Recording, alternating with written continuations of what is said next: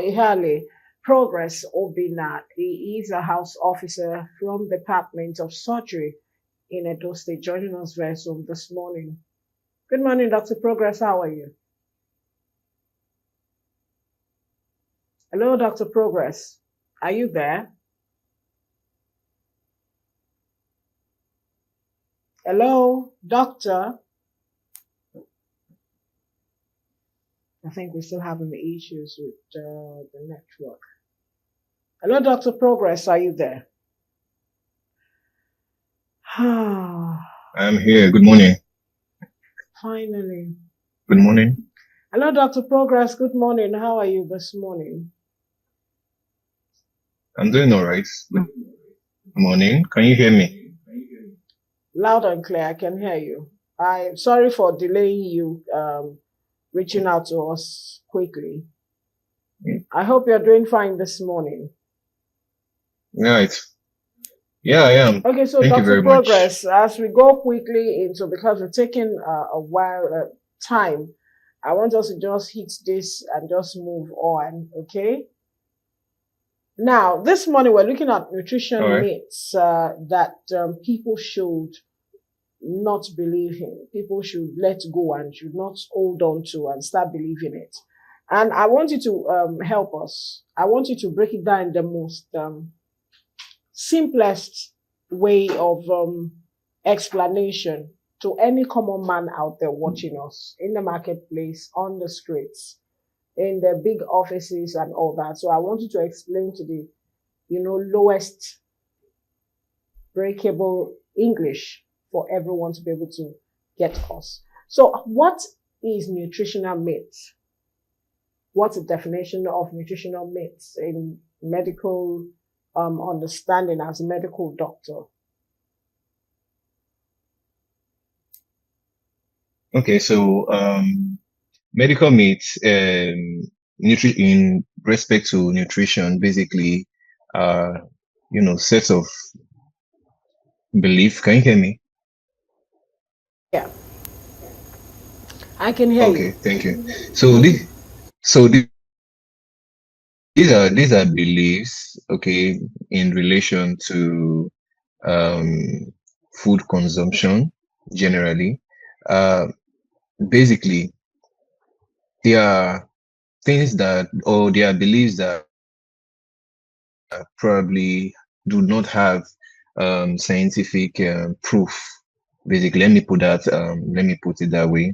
There's no scientific proof as to why um, such nutrition, or as regards foods generally, could be believed.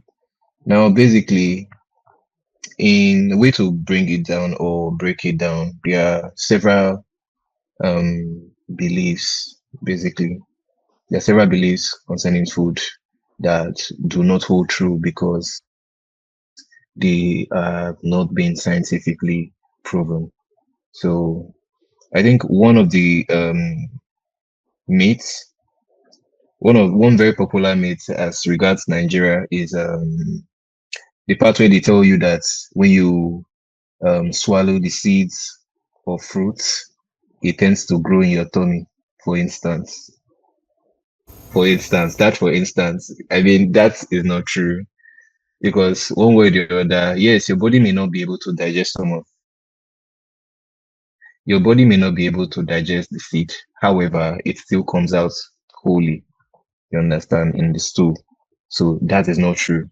Or the aspect where um you talk about in coconut water. So back then when we were growing up, we were meant to believe that coconut water, when you sip coconut water, you tend to be dull academically.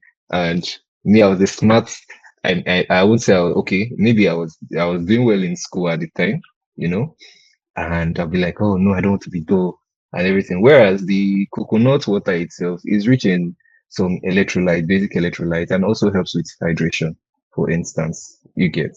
So this belief, or another myth concerning snail, that pregnant women shouldn't eat snail because when the child is delivered, the child will start drooling saliva from the mouth and stuff like that. Whereas snail itself is very rich in minerals, okay, and also rich in protein that can also help the development of the baby. So some meats, I have quite a lot of them that I'm trying to recall some again.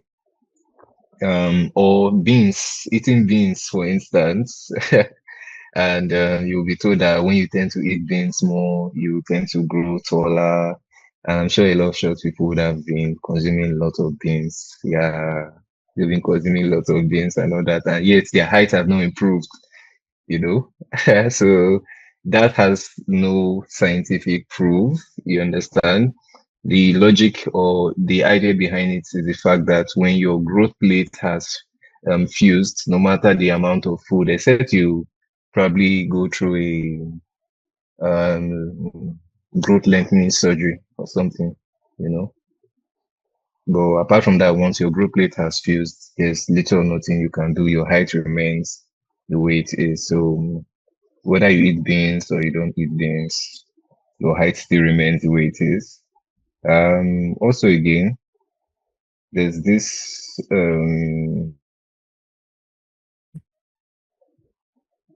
Okay, also doctor, palm do oil you mind if I will ask also this be question?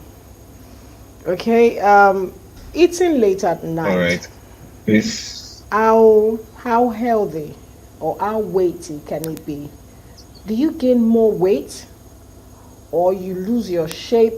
Or like there was a time we discussed with a medical person and he said you can eat 4 a.m. if you feel like you can eat late into 3 a.m. And I'm Mhm. like, wow, is that a myth also? Okay, sorry.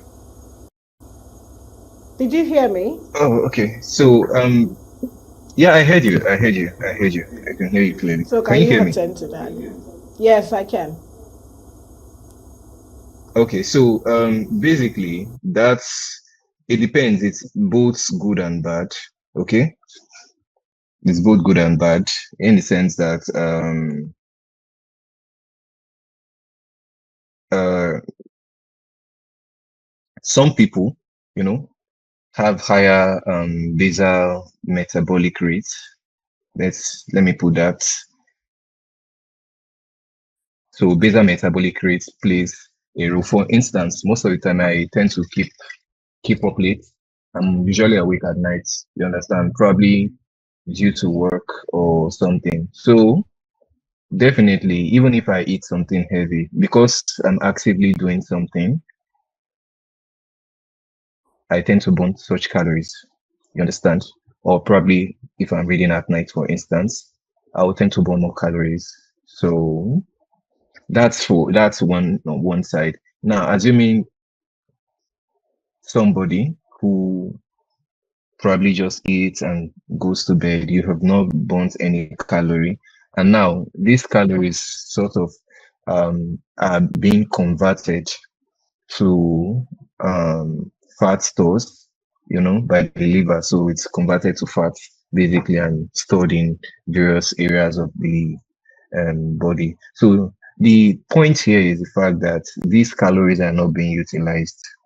Okay, you are not utilizing it. So ideally, when you eat something, you are expected to at least burn off some calories. For instance, like carbohydrate rich food, rice and coal.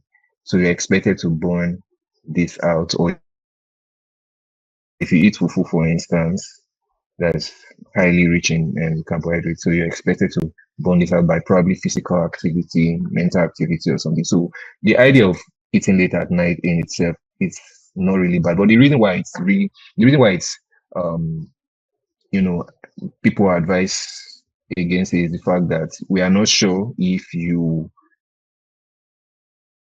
would burn that out. So would rather prefer you eat much later. I mean much earlier rather, probably let's say 5 p.m., 6 p.m., where we are sure that at least you would be able to burn some of the calories. But for slim people like us, like we can eat basically anytime because of course one way or the other would have to burn. I keep that consciously. So when I eat late, I have to burn that out before I sleep. You get also again the quantity of food also matters. The quantity of food you're consuming also matters. So it can be 10 p.m. and you are eating a bowl of eba or something, I don't know. You're causing problems for yourself, basically, you know. And the balance here is just the balance here is just the, you know, calorie burnout. So if you can burn that calorie, then by all means you can eat. You get, but I would just prefer you eat much earlier. Now, let me ask in the Thank area you. of calories and fats, how healthy is fat in our body? All right. Or do you think our body need a particular type of fats, to make us feel healthy? Yeah. Thank you. Can you hear me?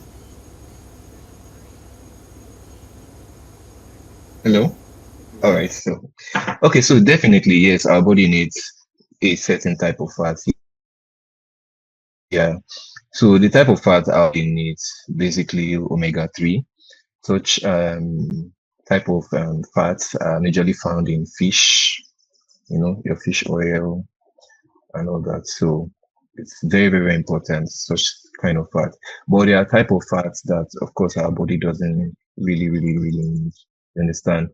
For instance, for people who consume oil, they go to market, they consume oil that probably is congealed. Let me see that. So you get this oil and it's not free flowing, for instance, you know. So that can also be unhealthy. That can be unhealthy because such kind of such kind of can be rich in fatty acid, and what our body basically needs is size fatty acids. So our body does not really require the trans fatty acids, basically. So, and also consumption of lots of canned foods and all that, you get, our body doesn't really, really, really need such. So it's better because some of these things they have preservatives in them. They have preservatives in them. Aside preservative, they also have, yeah, basically preservatives. Yeah, preservatives in them. So compared to the one you consume very fresh, how would I personally would advocate for fresh food, basically. Yeah. So omega-3, basically omega-3 rich foods. Yeah. Uh, very, very, very needed. Thank you, Thank doctor. you. It's time for us to go for this short break, doctor. So please give us like a minute or two. We'll be right back. We need to take our word on Marble viewers at home. Let's go for this short break, and we'll be right back with Doctor Progress. And today being our health, you know, talk day. It's a healthy Thursday. We've been talking with Dr. Ihale Progress Obina. He is a house officer with the Department of Surgery in Edo State, and he's joining us very soon. This morning we've been talking about nutrition myths you should stop believing, and he has given us a lot. So the few ones I mentioned, I think you need to go back and do a recap and watch this back. Dr. Progress, are you still there? I want to ask Dr. Progress, what does detox teas and cleansings, does it really work the way, one would lazily want it to work? Detox teas and cleansing, okay? How does it help our body remove those toxic detox that we're actually looking forward to? I want to get this out of my system. How easily does it work?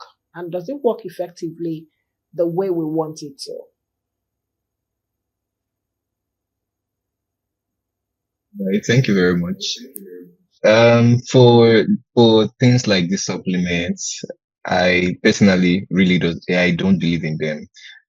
First of all, there are natural mechanisms, placed in the body to ensure that toxins are effectively removed, toxins and wastes generally, or metabolic waste are effectively removed. So you have your kidney, for instance, that is actively filtering, constantly in the act of filtering toxins from probably drugs that you may have taken, from food, you know, and of course, removing those things.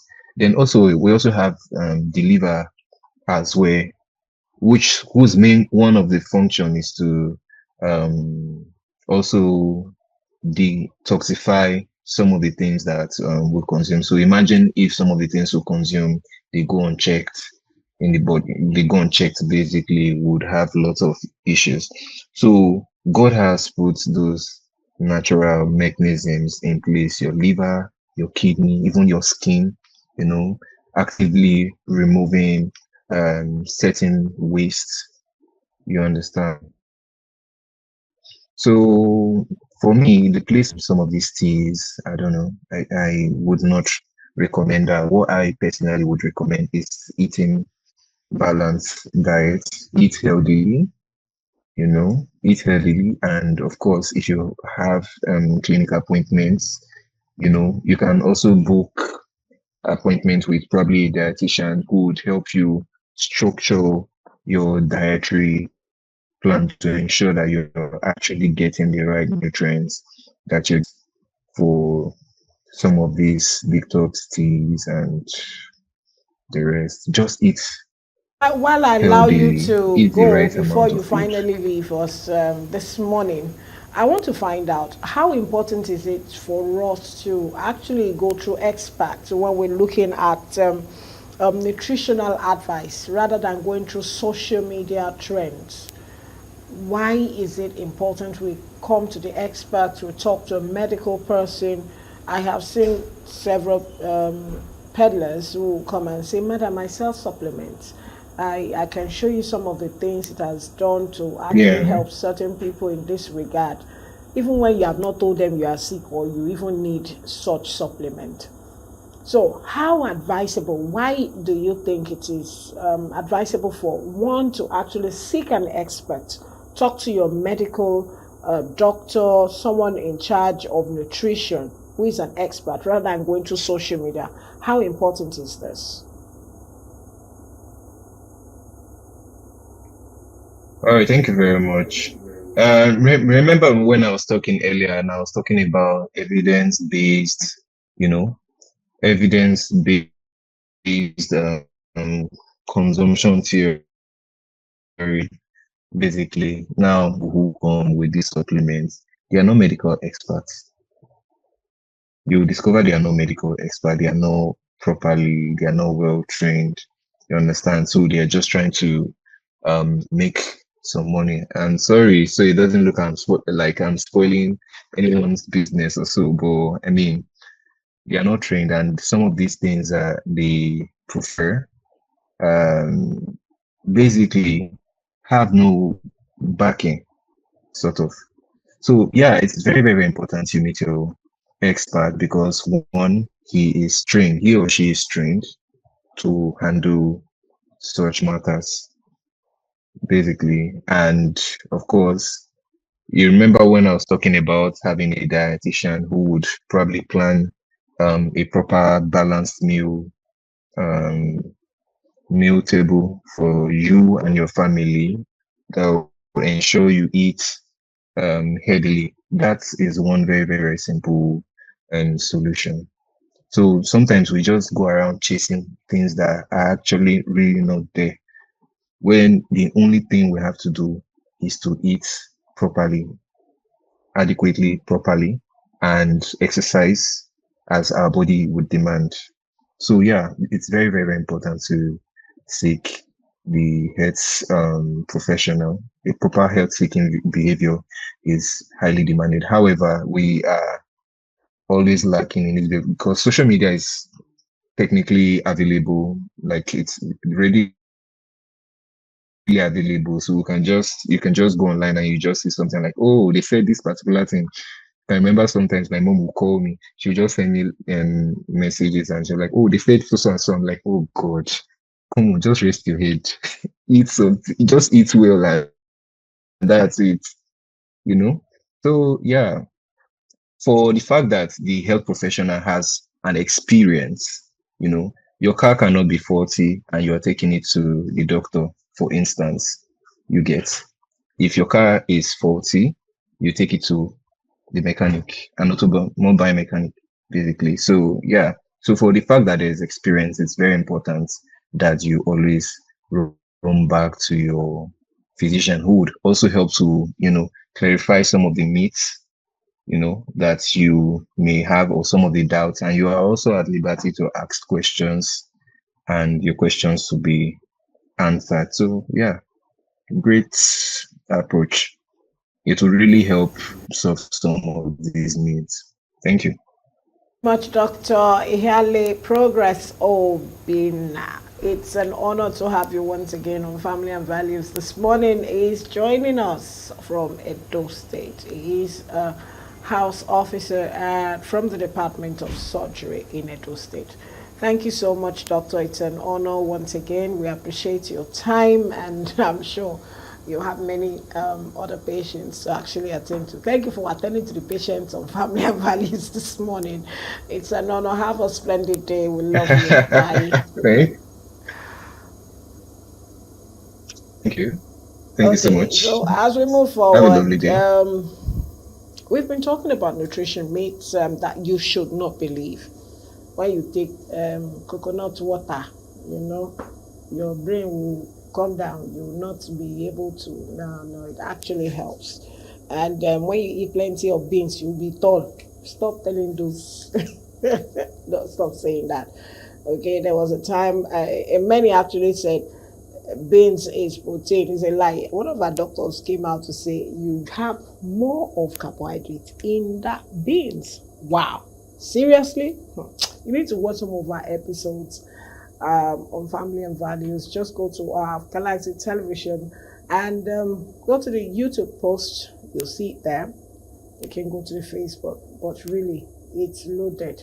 Do catch ups, and you will not regret it. I'm telling you. It's another beautiful opportunity for us to be here today, and we're not taking it for granted in any way. Until tomorrow is going to be another wonderful day as we'll be talking about mental health. This one is breaking Gen Z stigmas. I hope my Gen Z hosts will be here tomorrow for us to trash this because we need to break all those Gen Z stigmas. What are they? Wait till tomorrow, by the grace of the Almighty God, we'll be here to discuss more on this with our guests. So make it a date with us by 10 a.m. to 11 tomorrow, 7th November 2025. Today has come and we're still grateful for this refreshing day that is still ahead of us because we have many more hours to cover. So if you're just stepping out, it's all well, it's all good. Just make sure. And remember, some of the heartbreaks we have is because we put so much into expectation. We expect so much. And because we have put so much into our expectation, it actually lands us into heartbreaks. So what are those expectations that you have put so much effort into and you are still pushing? Hey, be careful so that you don't break your heart. My name is Remain Olori Adejoke Adebi David on behalf of everyone who has made today's program a success. We appreciate you. We love you, our viewers, and we hope to hear, get those feedback from you. We love it and we love to attend to it. Have a splendid day. Bye for now.